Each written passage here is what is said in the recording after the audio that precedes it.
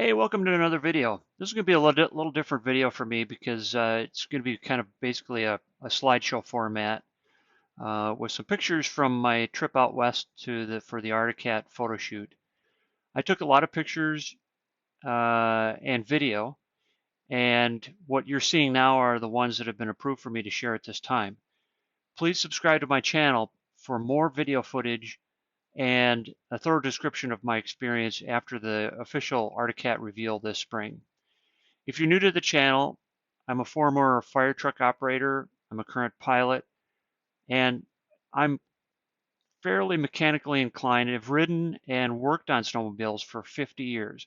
That said, I'm not a formally trained mechanic, I'm not a former racer, and I'm really not very picky about what kind of snowmobiles I ride. I like them all. I, I'll try to do my best to relay my experience during the shoot within the boundaries of what I can say and my ability to say it. So I apologize if there's details missing. Sometimes I just don't pick up on things that other people might wonder about.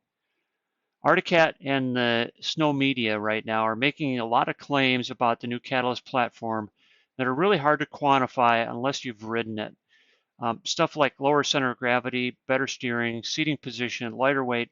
These are things that are really hard for us to prove unless you're actually on the seat. I can tell you, after riding it, they're not exaggerating. It's all true. The difference is profound. I was very surprised at how obvious it was. The skis stay planted, and the Catalyst blows through corners better than any sled I've ever ridden. I took corners faster and flatter than I thought were possible, and all of us that rode the Catalyst snowmobiles were very impressed. Arctic should be very proud of this snowmobile. Seating position, it moves you forward. The engine and drivetrain are moved rearward, so everything converges in the middle. Even the fuel tank was designed to keep the fuel inside the center of gravity. And what this all means is that handling for rough trails and bumps is a major improvement. There were sections of whooped out trails that I hit faster than I could have on my 21 Riot. It also means that you're closer to the skis and shifting your weight is easier and has a much bigger impact on handling. If you look at the seat, it seems awfully small in comparison to the current Arctic sleds. And I'm a taller guy. That's the first thing I had picked up on. I thought, oh, am I going to run out of room here? And I had zero problem sitting on the Catalyst sleds. The seat is narrower up front, and that gives you better movement and for cornering, but it's also wider in the back for trail riding and handling bumps. Steering effort is way better. I've ridden the Thundercat with EPS, and I think the Catalyst design makes EPS for two-stroke sleds unnecessary. Until I got to ride this, I figured we pretty much were going to have EPS for two-stroke sleds, and I no longer think that. All the ZRs in our group had 4-inch carbides on standard trail skis, according to the mechanics, and I believe that the Riot had 4-inch carbides on standard G2 mountain skis as well. You sit in an optimized position, kind of upright, and that includes the foot placement. The foot placement is a little different than the Procross. The more I rode the sleds, the better I liked the ergonomics. We had a range of rider sizes, and everyone liked the new riding position. A marketing guy stopped me and says, well, now that you've ridden it, what do you think of the ergonomics? And I said, it was perfect. I don't have anything else to say about it. The handlebar controls are the same as last year. They did move the key position to the center console next to the tether and the RCA jack, which made it a lot easier to get to. It was a lot easier to work with the key.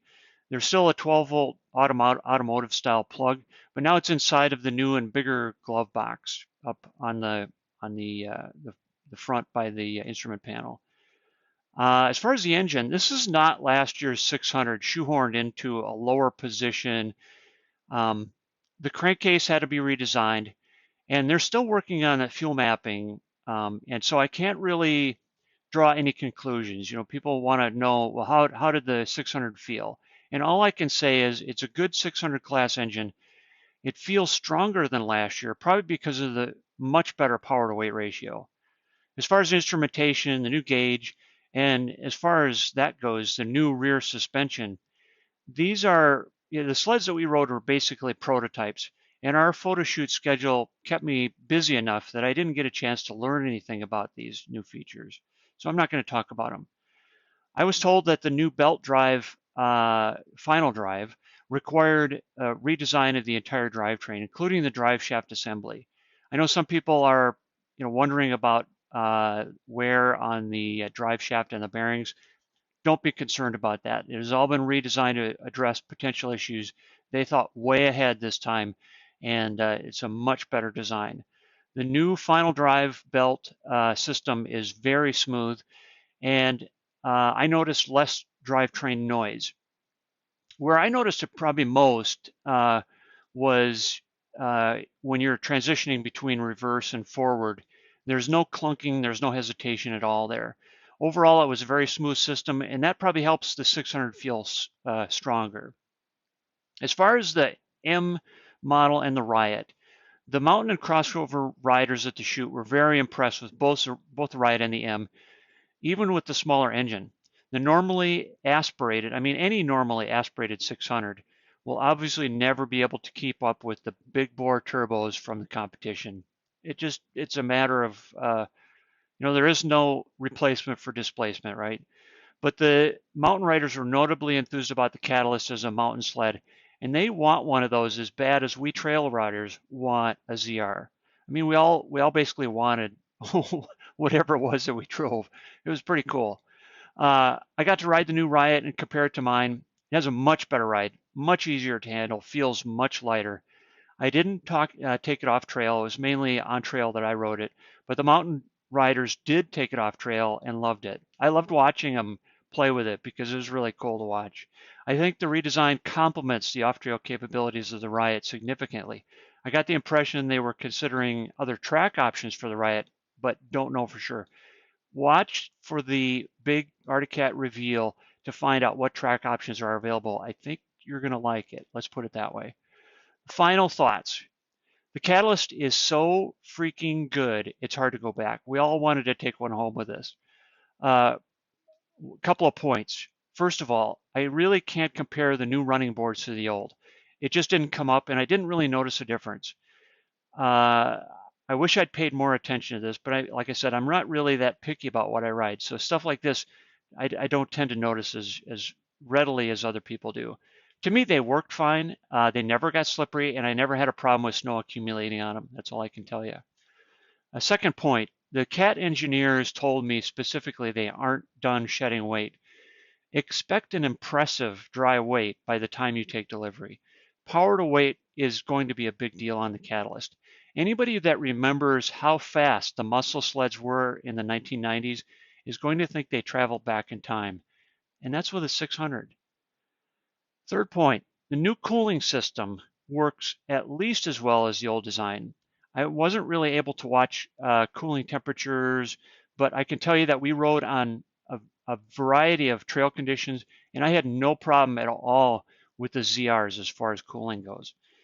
Lastly, I felt this is kind of a negative maybe, but considering that, all the photo shoot sleds have the bikini shoot windshields on them. I mean, the sexy, low cut windshields. And I felt very exposed. Maybe it was the cowling seems to be a little bit lower. Of course, it had these little tiny windshields on it, but there were times when I had the handlebar warmers cranked up all the way when we were on kind of wide and high speed stretches of trail. I hope they make a tall windshield, and I'm told they will be making a tall windshield for the Catalyst. Overall, this was a profound couple of days, and the new Catalyst really is as good as they claim. Keep an eye on Dave McClure's Instagram account, the Arctic Cat website, of course, Snowmobile Media, and also my channel for more info to come. Please subscribe, and I will be putting out more information as it's available for me to put out. Thanks again for watching, and as always, I hope I see you on the trail.